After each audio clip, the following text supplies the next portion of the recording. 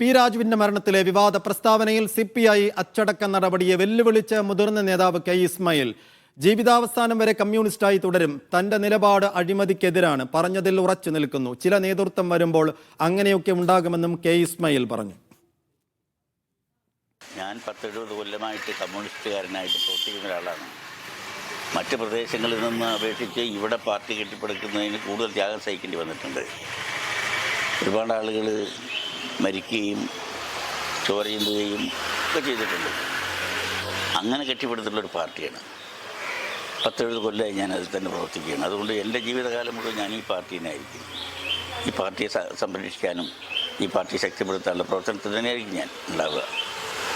അതിൻ്റെ ഇടയിൽ ഇടക്കാലത്ത് വരുന്ന പാർട്ടി ലീഡർഷിപ്പിൻ്റെ ഭാഗത്തുനിന്ന് ഇതുപോലെ എന്തെങ്കിലും ചില നിലപാടുണ്ടാകുമ്പോൾ അതൊരു പാർട്ടി തീരുമാനമാണ്. ആ തീരുമാനം എന്നുള്ള നിലയിൽ അതിന് ആ നിലയിലില്ലാതെ കാണാൻ കഴിയില്ല.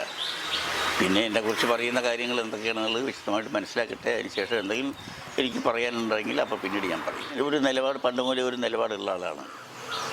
അവസരവാദിയൊന്നുമല്ല, ഞാനൊരു നിലപാടുള്ള ആളാണ്. കമ്മ്യൂണിസ്റ്റ് പാർട്ടിയുടെ ചില മൂല്യങ്ങളിൽ ഉറച്ചു നിൽക്കുന്ന ഒരാളാണ്.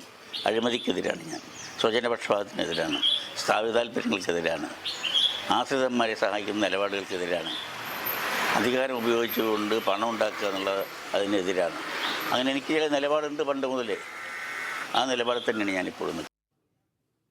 ടി നന്ദഗോപാൽ വിശദാംശങ്ങൾ നൽകും. നന്ദു, ഇന്നലെ വൈകിട്ട് മാധ്യമങ്ങൾ കെ ഇസ്മായിലിന്റെ വീട്ടിലെത്തിയപ്പോഴും അദ്ദേഹം പ്രതികരിച്ചത് തന്നെ ഈ നടപടിയുടെ കാര്യം ഇതുവരെ ഔദ്യോഗികമായി അറിയിച്ചിട്ടില്ല, മാധ്യമങ്ങളിലൂടെ കണ്ടത് മാത്രമേ ഉള്ളൂ എന്നാണ്. ഈ സമയം അദ്ദേഹം പ്രതികരിക്കുമ്പോൾ അദ്ദേഹത്തെ ഔദ്യോഗികമായി പാർട്ടി ഈ സസ്പെൻഷൻ കാര്യം അറിയിച്ചിട്ടുണ്ടോ? അതിനെ തുടർന്നാണോ മറുപടി?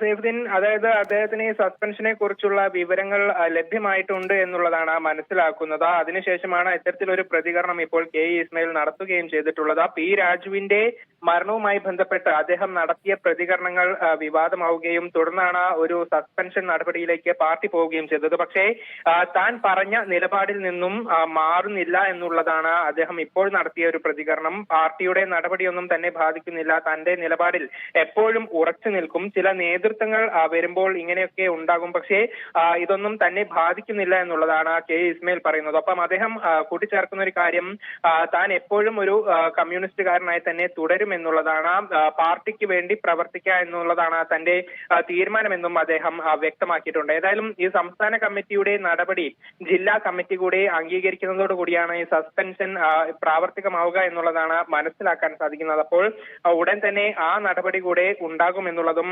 അറിയുന്നുണ്ട്. ഏതായാലും കൂടുതൽ പ്രതികരണങ്ങളിലേക്കൊന്നും പോകുന്നില്ല. പി രാജുവിന്റെ മരണവുമായി ബന്ധപ്പെട്ട കാര്യത്തിൽ നിലപാടിൽ മാറ്റമില്ല എന്നുള്ളത് തന്നെയാണ് കെ ഇസ്മായിൽ വ്യക്തമാക്കുന്നത്. ശരി, ടി നന്ദഗോപാലാണ് വിശദാംശങ്ങൾ നൽകിയത്.